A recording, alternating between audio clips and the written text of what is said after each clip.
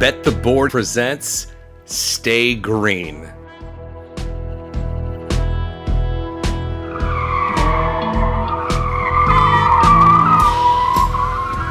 Stay Green is your first stop for all the metrics, matchups, and money-making opportunities at the track each race week.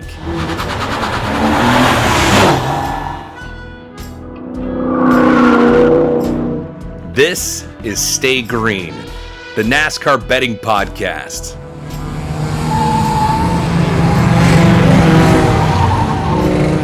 Here are your hosts, Todd Furman and racing analyst Chris Wormy. Welcome into the Stay Green podcast, the Bet the Board production, part of the Wondery Podcast Network. The Wreck Fest at Talladega officially in the rearview mirror. We have a high-profile driver who will be out of the car for a couple of weeks and plenty of ground to cover for one of the more bettable stretches if Mother Nature complies. I am your host, Todd Furman, joined as always by racing analyst and betting colleague Chris Wormy. And Wormser, we're going to give you a chance for a victory lap, but we're not going to get there just yet.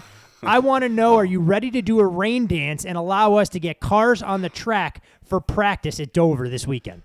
Man, it just seems like there's this dark cloud over NASCAR every week.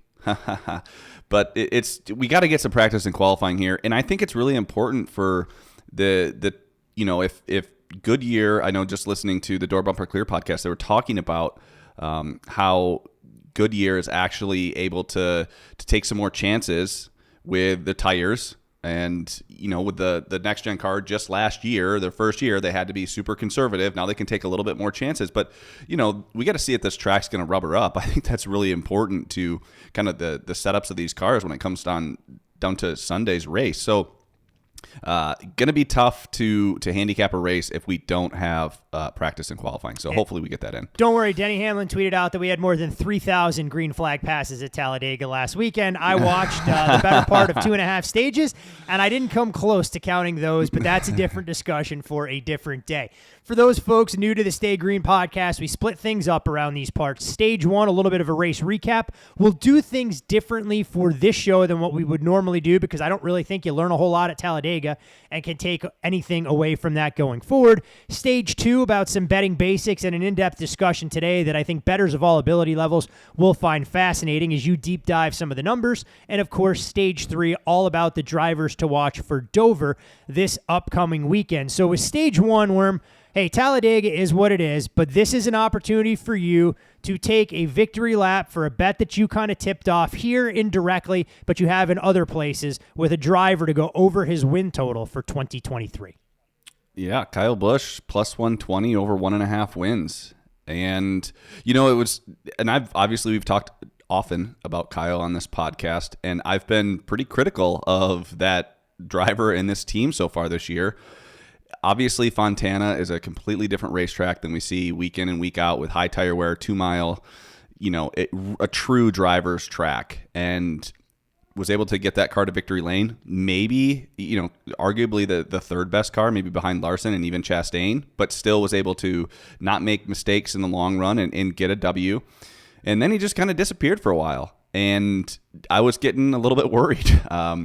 But I'll tell you what, it's a grind doing this for a living, and you have to really enjoy these lucky breaks. And this was a lucky break. I mean, ultimately, Kyle was able to, basically, I guess if you go back to Daytona, he loses because of a green-white checkered.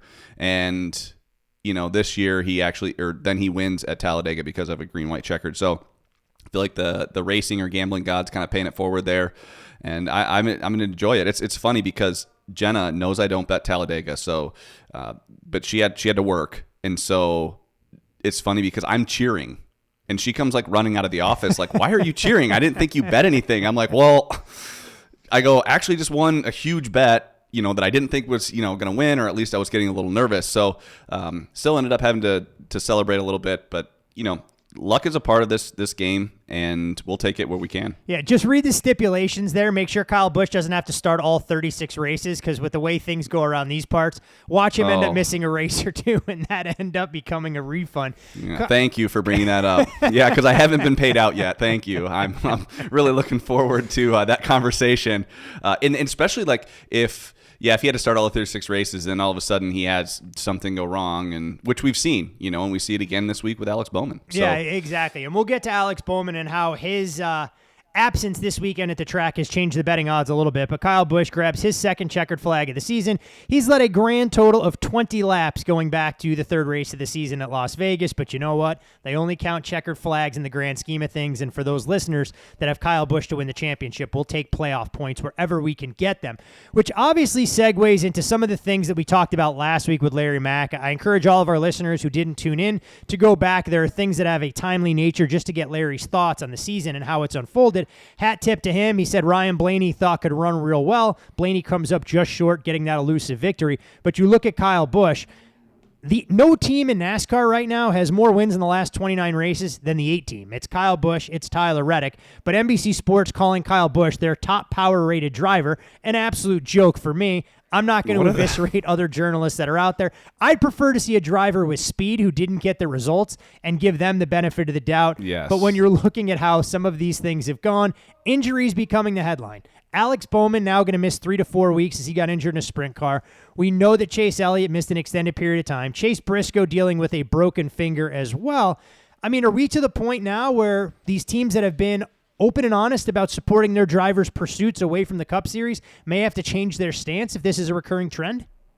Well, here's what I think.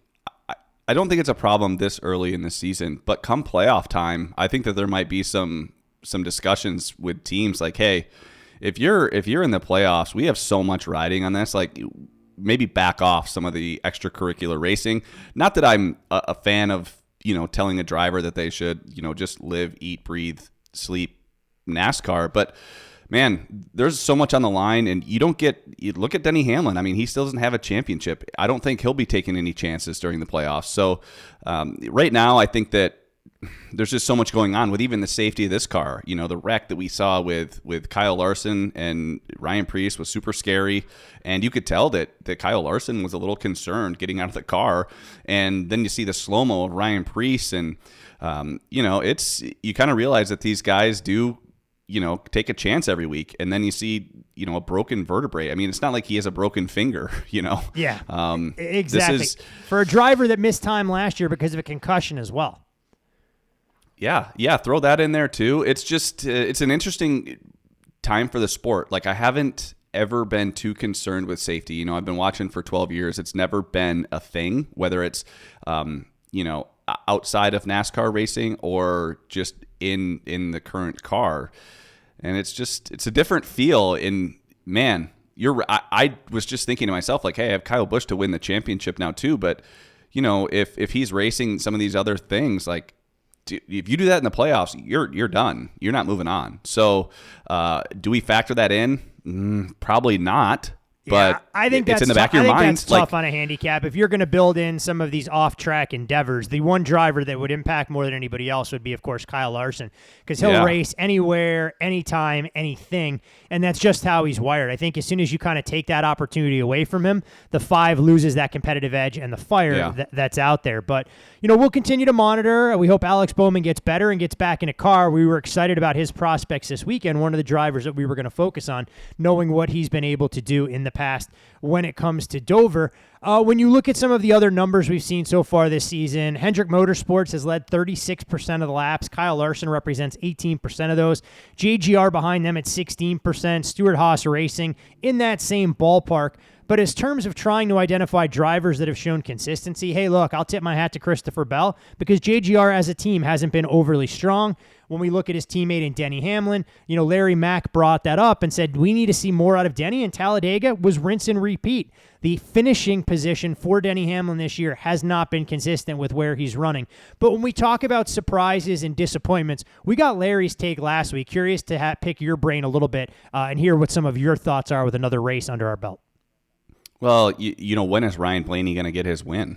I think that he's in a up there. non-points paying race at North Wilkesboro. Yeah, well, I don't think that because there's going to be a lot of tire fall off. I don't think that. I think he might be fast for about 5 laps, and then he is going to drop to the rear. But I think that the biggest surprise I would say is still. I mean, I know Kyle has 2 wins, but I still don't think he's in any position to win the championship. I think the championship still needs speed. At the end of the day, you have to be fast, and so far, the speed that we've seen has come from primarily 2 cars, and that's the 5 and the 24. I'm shocked at how much better they are than the field. And I think that it's been what an incredible run by those 2 guys. And in looking forward, we have Dover, Kansas, Darlington, Charlotte. I mean, that sounds like Hendricksville. I think that you could see those guys, each win 2 of those next races. And then Gateway's a little bit of an unknown. And then Sonoma, where Kyle Larson has been dominant the last 2 years, had a little bit of an issue last year. But I think we could see a few more wins out of Hendrick in these next 5 races. And I don't know where Blaney wins. I don't know where he gets that win.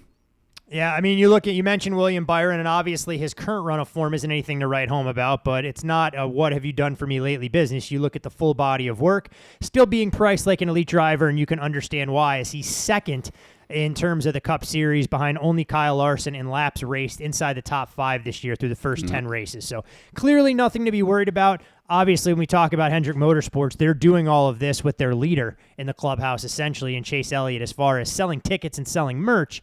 But Kyle Larson, we know, not exactly going to play second fiddle to anybody. But wanted to pick your brain a little bit there. We'll have a chance to revisit a lot of these topics going forward. Every week gives us another data point. And after this week, we inch ever so close to the 1/3 of the season mark that we'll get to after 12 races. You can follow Chris on Twitter. That's at ChrisWormy15. I'm Todd Furman. You, of course, can follow me there as always. Most importantly, though, follow the podcast at BetTheBoardPod.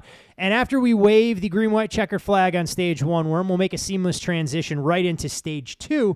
And this is all about betting. And you got into quite the back and forth in a very, we'll call it spirited debate on social media, talking about pricing, particularly as it pertains to the matchup market. And we always want to try and peel back the curtain a little bit, tip our hands slightly on the processes that we go through before we arrive at an investment each and every weekend. It's not throwing darts. It's not picking our favorite drivers. It's trying to quantify an edge.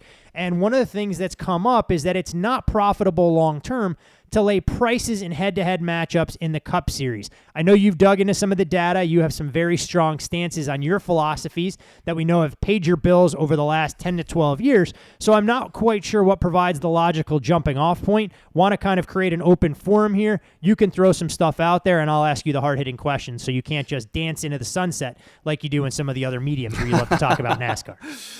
Yeah, I think that this is where I just want to talk about explanations. I think they're so important to the reason that you take a stance in betting, whether it's why you choose to bet on someone or why you choose not to. And the reason for that is because what happened on Twitter was someone said you cannot win long run laying a matchup price of minus 110 or more. And I was like shocked that someone would say that, because I would say that, I'm always trying to get, positive expected value, and I'll visit that in a second. But I would say our average price, we're probably laying between minus 125 or minus 130, I think, on average throughout the year. So that was kind of a shock to me as someone that does it for a living to hear that you can't actually make money long run doing that.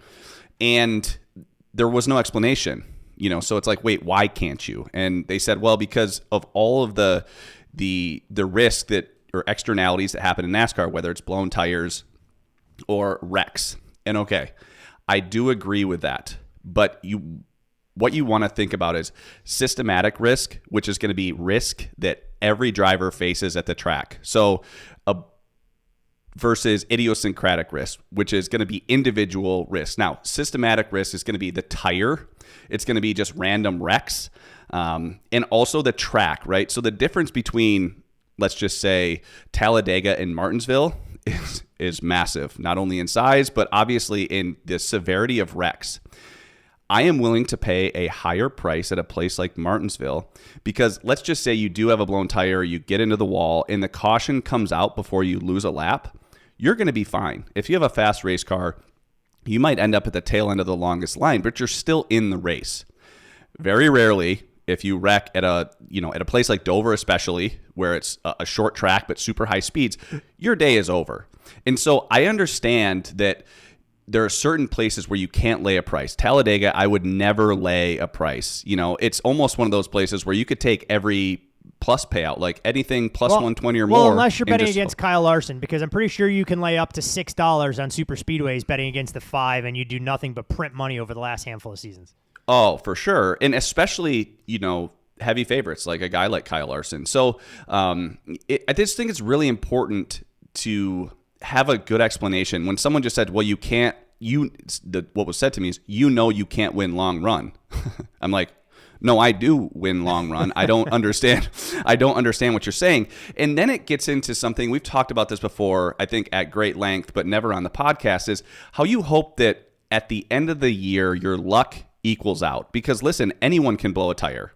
Anyone can, get caught up in someone else's wreck. You hope that it's just 50-50 for you or against you throughout the end of the year. However, if you are doing a great job of handicapping races and you find yourself betting the right sides more often than not, you will require less luck to win. So it's going to appear like you have more bad luck than good luck. And that's really, really hard as a bettor to understand. Because what do we say? We say, I used to say this all the time, let's just say I have a matchup that's winning by 5 spots. And, I have Chase Elliott versus Kyle Larson. Chase is beating Larson by 5 spots, and it's kind of been dominating the whole day. And then all of a sudden, Larson has a problem, or he blows a tire, and he's out. What do I say? I say, well, he was going to win anyway. I used to say that. I don't say that anymore. I will take any driver exiting the race that I bet against at any time, because you never know. We've all seen at the end of the race the variance that can happen. Guys can steal track position. I mean, hell, Logano had a 24th place car and finished second at Martinsville. So I think it's really important to just hope in the long run that for every bad thing that happens to, the guy you're betting on, you hope that something will happen the same in the long run to the guy you're betting against. And I don't know that we've ever covered that on the podcast, but Todd, I'm curious your thoughts on this across all sports. Yeah, I mean, look, the reality of it is the better you are as a handicapper, and I know people are going to disagree with me, but this is my assessment, and I've talked to guys that have been in this racket a lot longer than I have. If you are better as a handicapper, you're going to experience more bad beats than someone that does this recreationally and feels like they go in essentially flipping coins.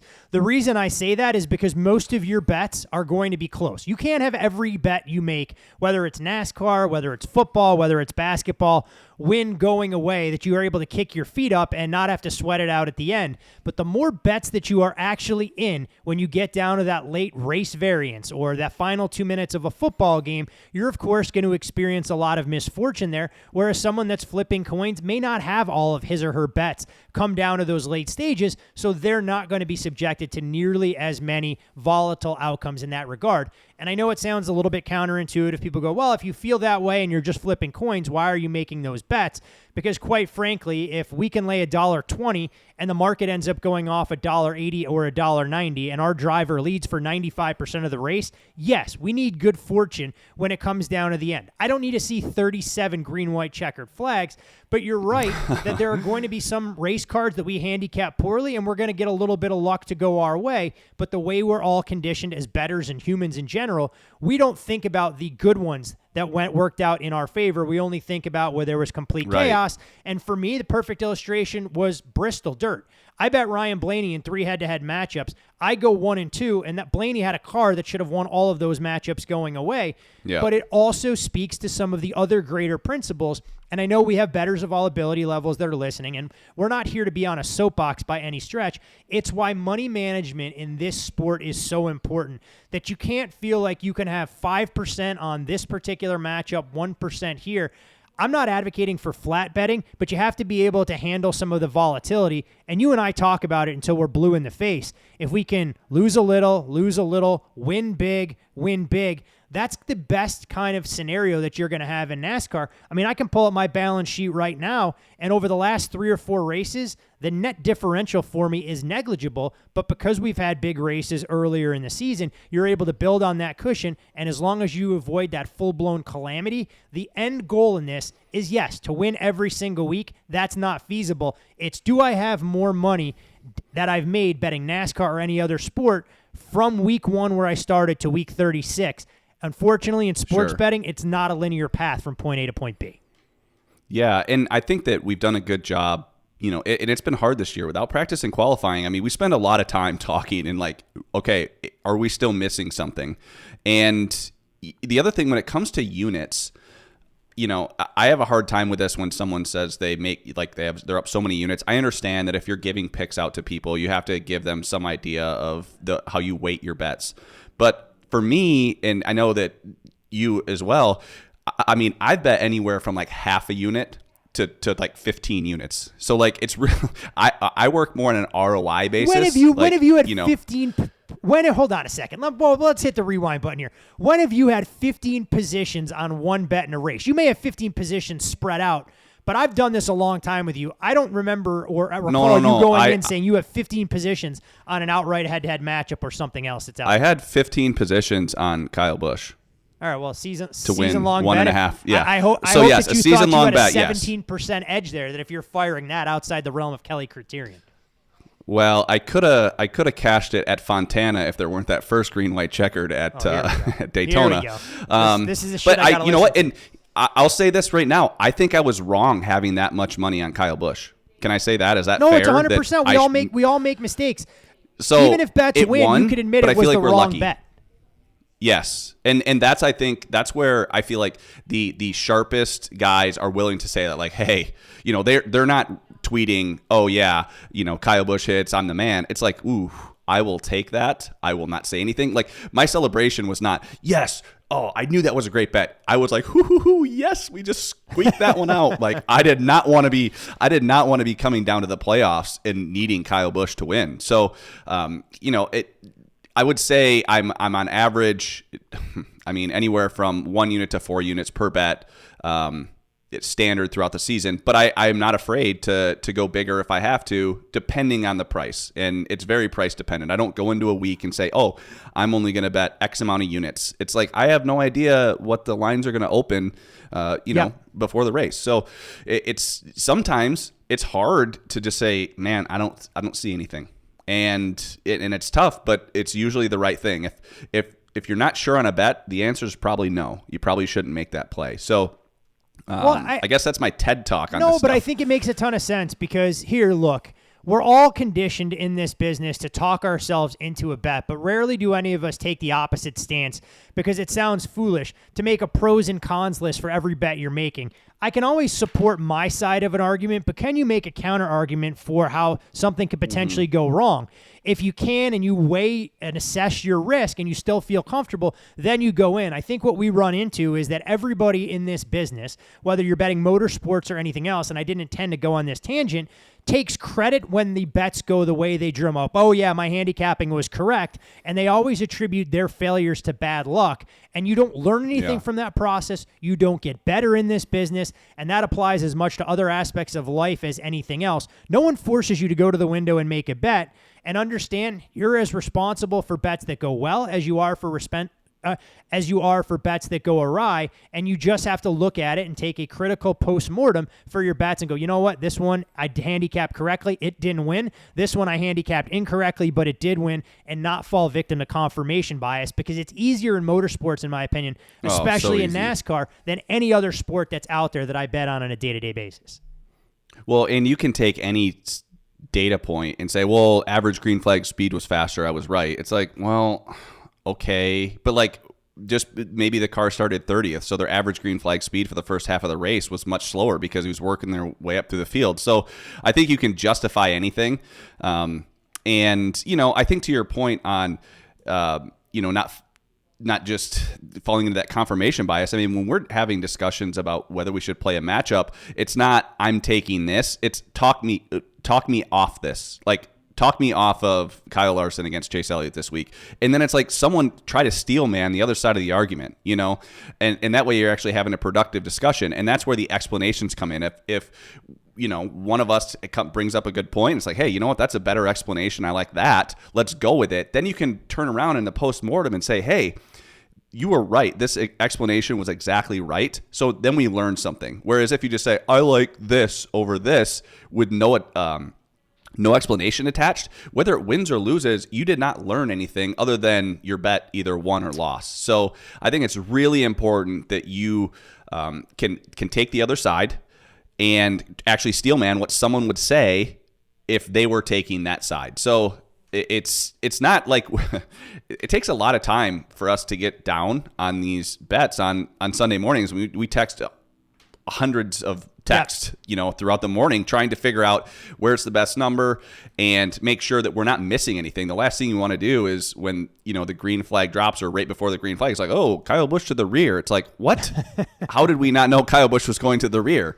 But either way, I think it's a really productive discussion to have, and to let people know that we spend a lot of time on this, and it's not just me. And I work with you, and I work with Derek, and we're always bouncing ideas off each other because, like I said, it's not us versus each other. It's us versus odds makers, and as long as we can get to the window, more often than not over the long run, that's the and goal. It always comes back as well to taking the best of the number for just that reason. If you can shave a nickel off of every bet you make or take 18 to 1s in your outright bets instead of 15 to 1s, you're going to put yourself in a better position to win long term. And the final note on all this, Worm, when I look at the post-race data from Talladega, I'm sure there are a lot of folks out there who go, Eric Jones had the most green flag passes.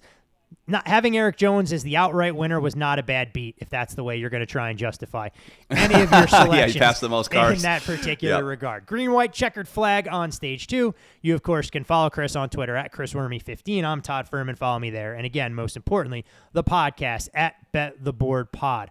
On to Dover we go, kind sir. And we talked about rain. We'll get there in a second. The track specs, a 1-mile concrete oval, has hosted more than 100 cup races dating all the way back to the first event here in 1969, which was won by the king, Richard Petty.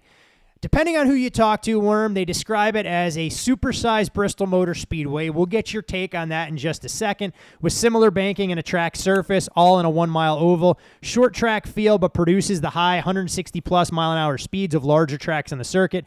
High speeds, 24-degree banking in all the turns, and a ton of grip that the concrete paved surface provides. Lightning fast. Hopefully we get some exciting side-by-side racing. And the first thing before we get into the individual drivers to watch that I always ask you, when you're handicapping Dover, are there track comps that you feel offer valuable data points?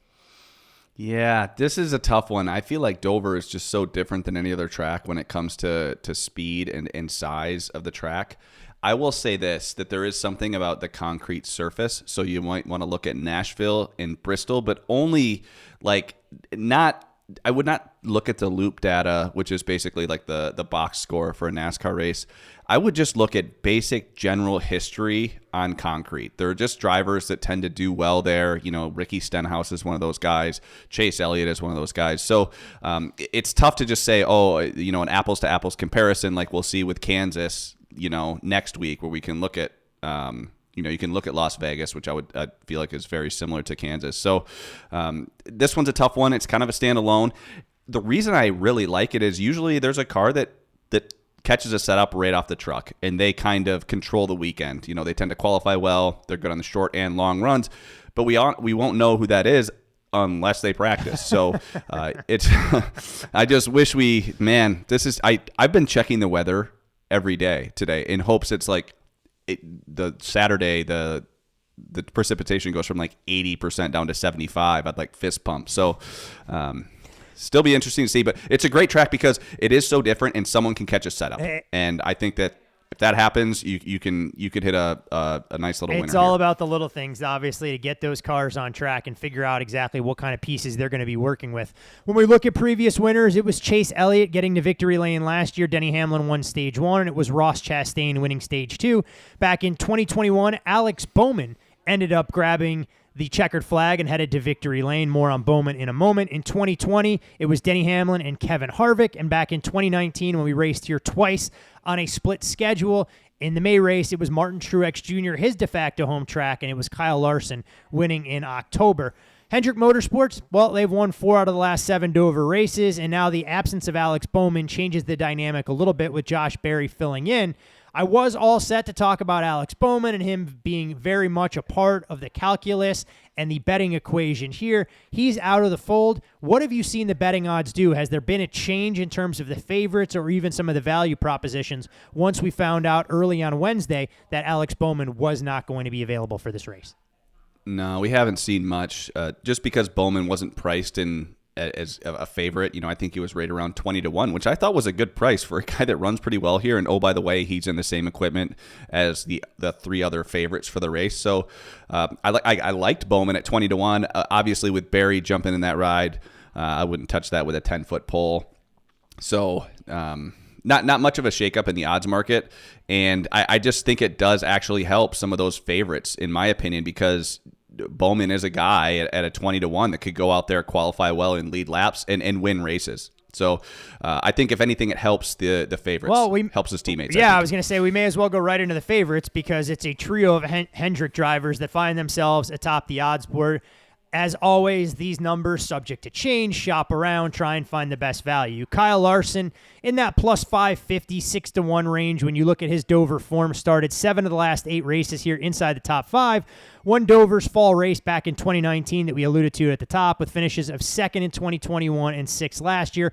4 straight finishes inside the top 6. And when we look at Kyle Larson's season in a nutshell, 2 wins, 4 top 5s, 4 top 10s, but only an average finish of slightly better than 17th, which has him 17th in the circuit. It also appears that the 5, if he's got a race-winning car, he's going to be right there in contention. If he doesn't, well, finishing outside the top 30 isn't beyond the scope of comprehension. Yeah, it's checkers or records for this guy. He's just take him to win and then don't take him in matchups at this point. But specifically to Dover, I love Larson here. This has been a great track for him. I think if you look at Homestead, Dover, Darlington, and Bristol have kind of been his best tracks. Obviously, the price at 5.5-1 with a questionable weekend ahead. Listen, if they get practice and qualifying in, I think that, I could see myself eventually playing Larson at that price. But if they don't practice and qualify, he's gonna start, between 16th and 18th. I mean, I have the sheet right here, so I have an idea of where they're going to qualify, but there's little numbers next to it. So he's going to be right around 16th to 18th where he qualifies.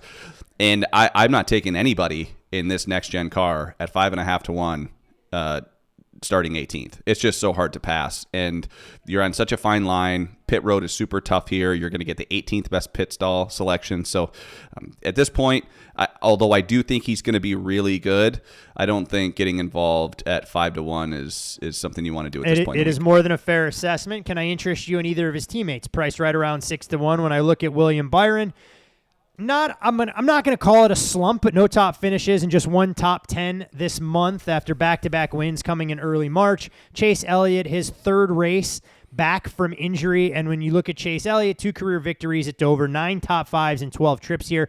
His worst finish came when he was actually still running in the race, was 12th in the 12 races he's been here. 7 of 8 races, though, he started from inside the top 10. And the last 4 races here, 1st, 3rd, 39th, and 5th. Can I interest you in a pre-week bet in either the 24 of William Byron or the 9 car of Chase Elliott with very similar market price tags? Well, I'll talk about Chase first, and I want to talk about William Byron because I have a little nugget on him as well. Listen, I think Chase is a little overvalued at this point. This track is going to beat him up a little bit. And, I know that you can sit there and look at that Martinsville finish and say, oh, he had a great finish, but I don't think he had a great car, and I think he struggled mightily at that track, actually. I know he stole the finish, but, he was kind of a 16th, 18th place car all day, and I know that because I had bet him against Joey Logano, and I was watching him very closely. We all did.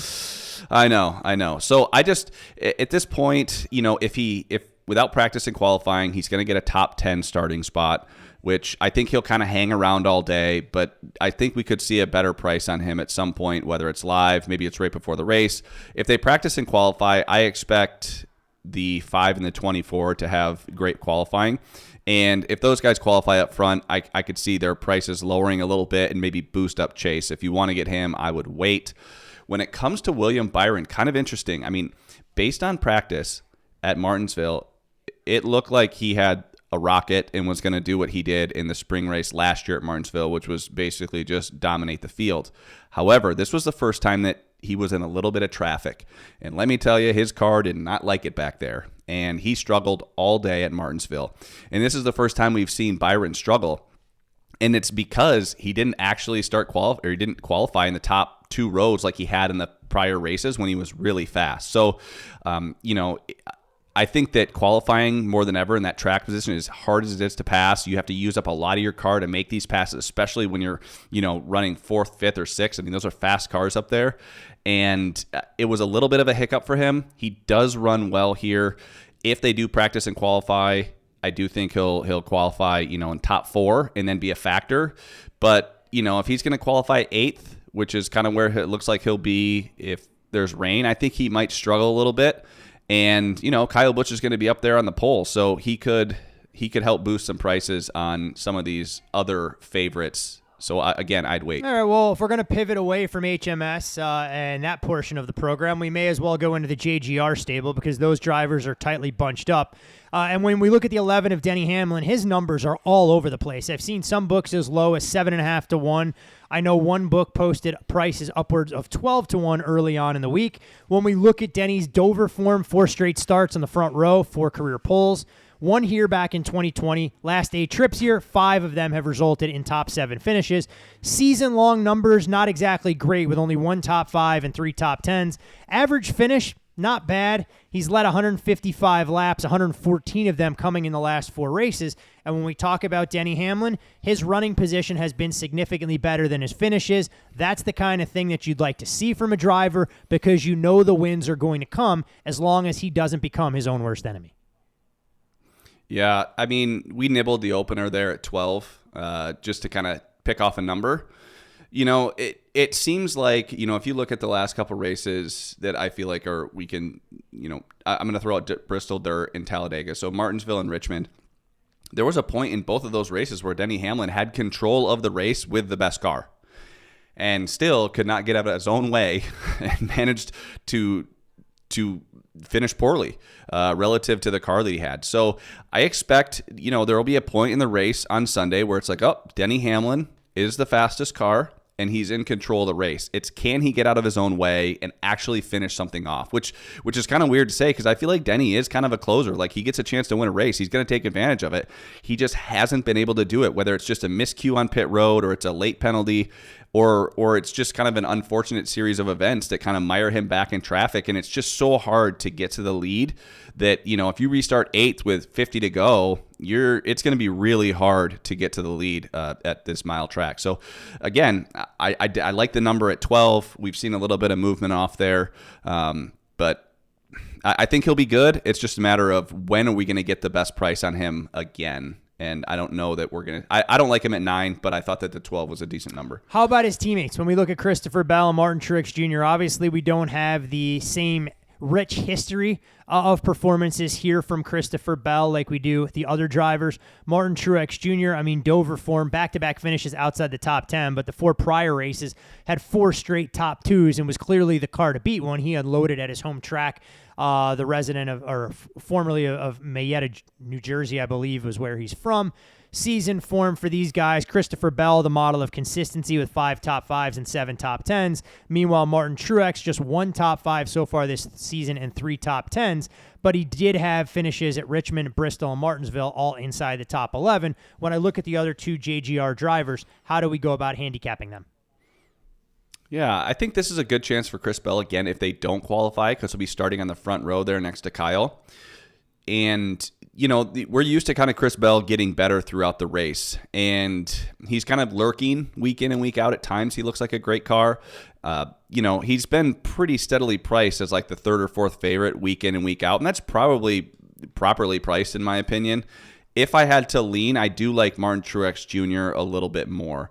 Not going to have the starting spot that you want to see out of him. I think he'd be right around 20th.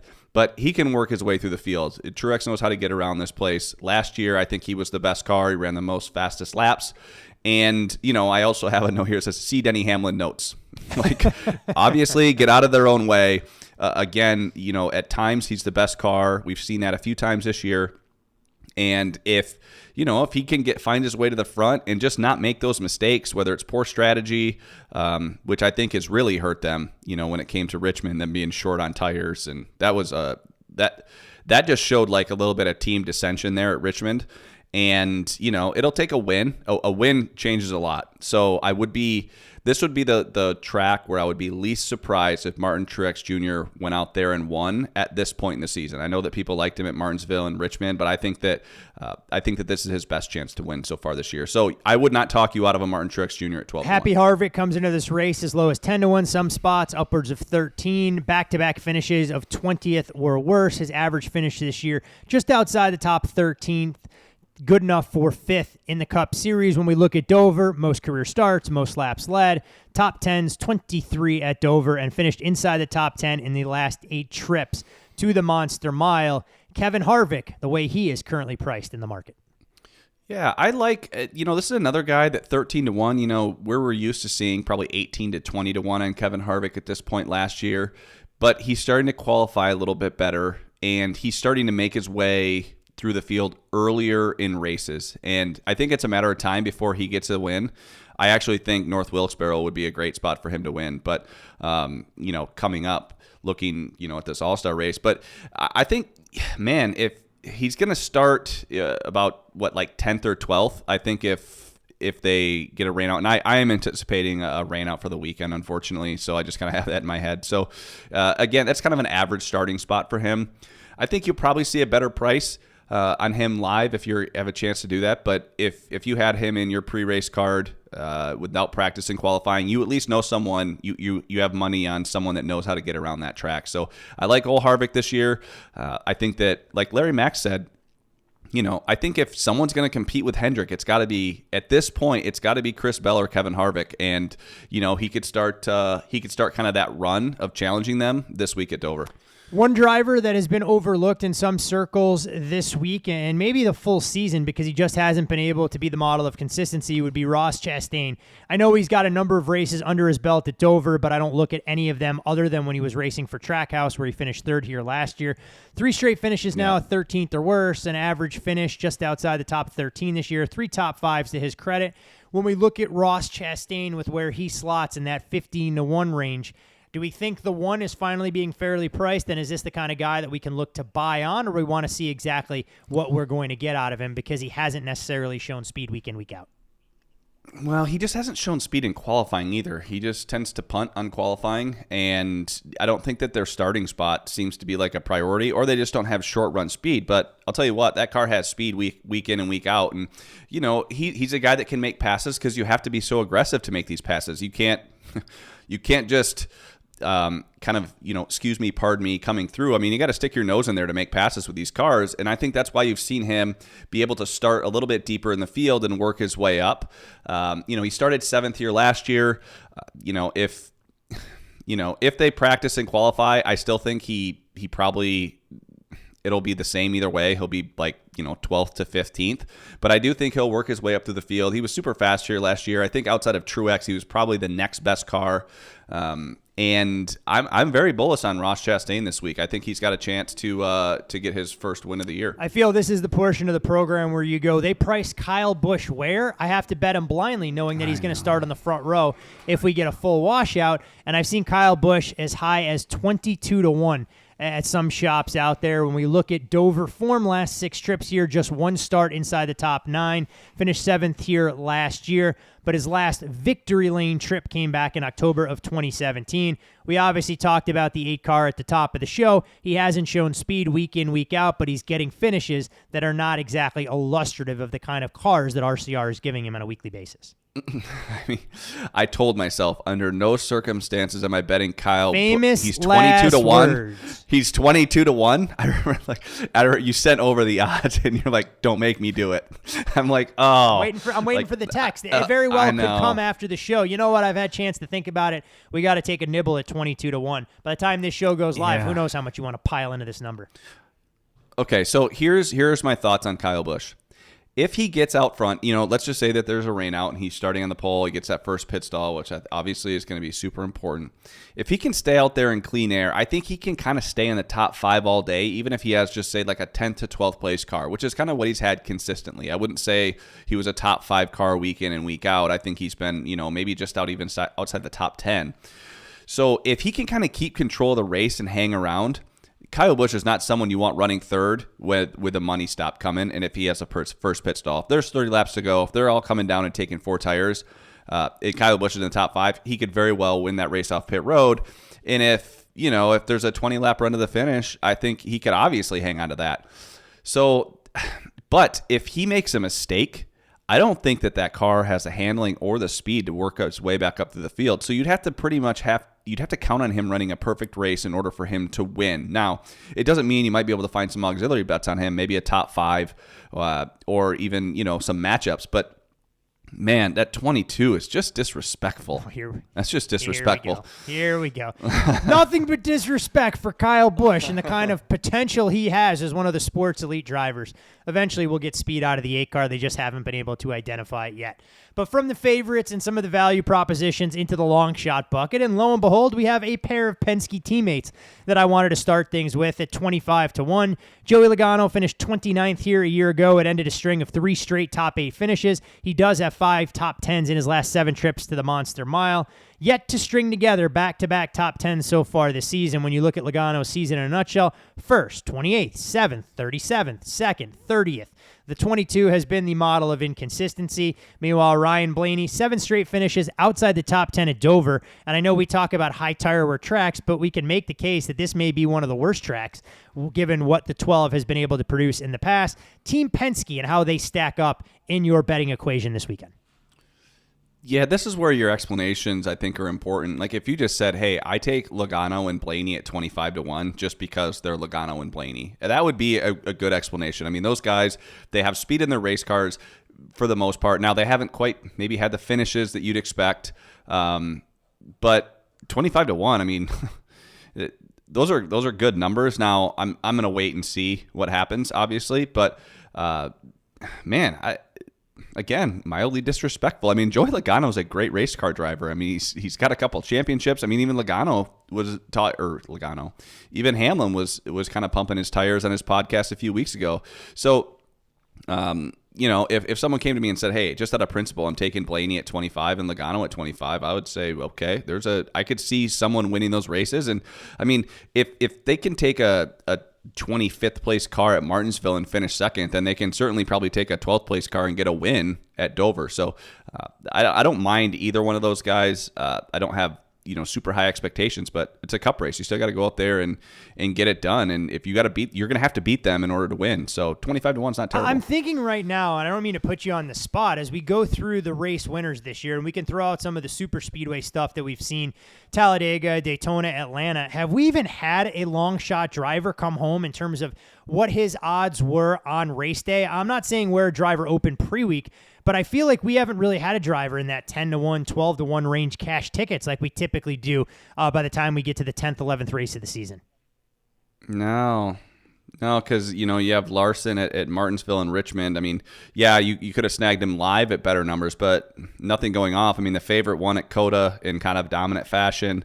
Maybe 8-1 at Phoenix was Byron. I don't remember what he was specifically going off before the race, but probably right around there. I know that Larson was the heavy favorite. I'm pretty sure he was like 4.5-1. So I think maybe the biggest winner or the most high odds guy was, I know that Byron went off at 8 at Vegas and Kyle went off at 8 at Fontana. So yeah, maybe 8-1 is like the biggest long shot outside of, the super speedway stuff. Yeah, definitely a little bit unusual. Somewhere along the way, we're going to get a bomb to try and crash the party. I'm not sure where it'll be.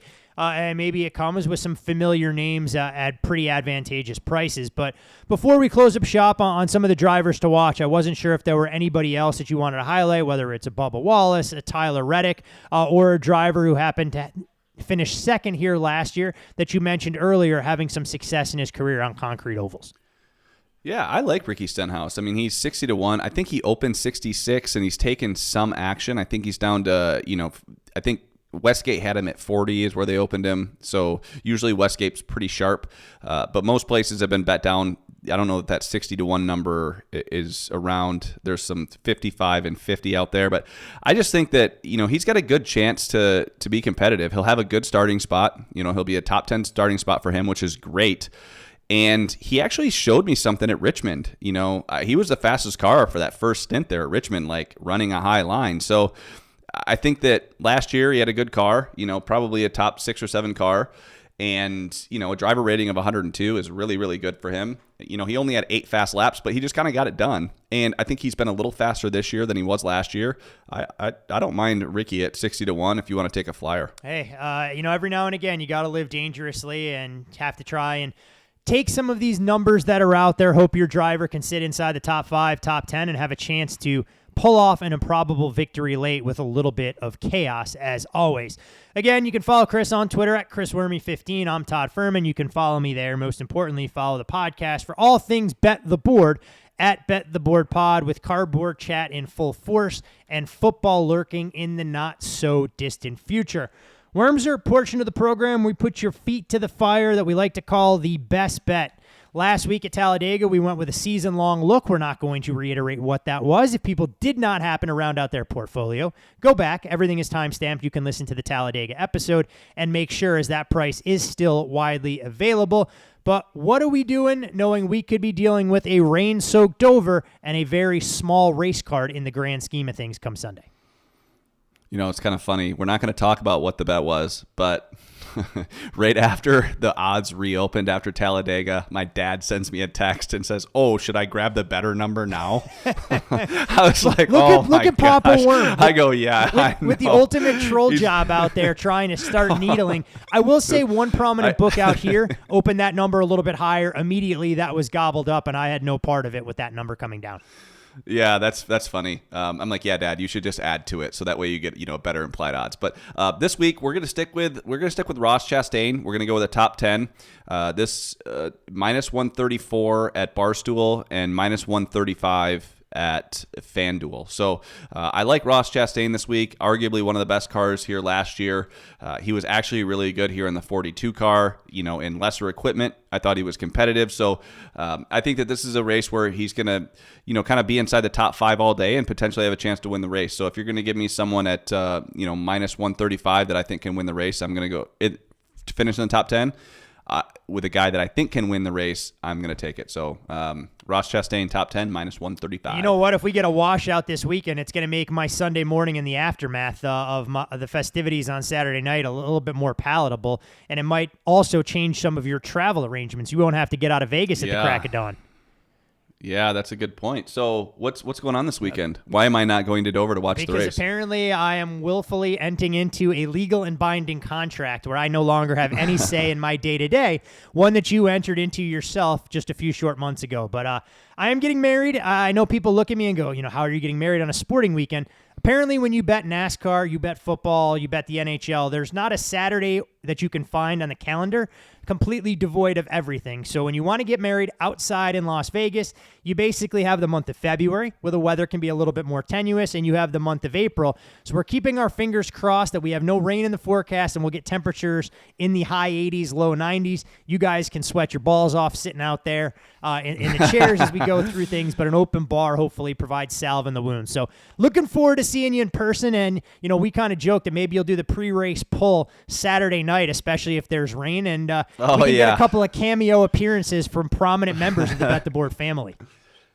Well, I just think if the Xfinity race does go on Saturday, it'll be interesting while you're getting ready for your wedding. Trying to watch your bets come in will be fun. Hey, so you know what? Weekend. I'm going to be a big boy. I'm going to holster the cell phone once the festivities start. All the people that I need to communicate with on a day-to-day basis will be there.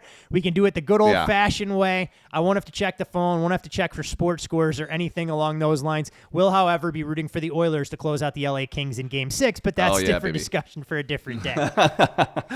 So I'd be looking forward to seeing you. Always fun, buddy. Safe travels, and for all the Stay Green listeners that are out there, continue to come fast and furious with those questions, those comments. We want to make sure we peel back the curtain on everything involved in our NASCAR process to make you guys and girls smarter, more sophisticated, and creative thinkers when it comes to building your betting cards and being able to maximize some of the profitability that's out there. So if Mother Nature smiles kindly upon us, we will have something to add to the race card on Sunday, even with the wedding festivities. But in the meantime, let's hope that Ross Chastain, the Melon Man himself, can run inside the top 10. And come Sunday afternoon, we'll see you at the window.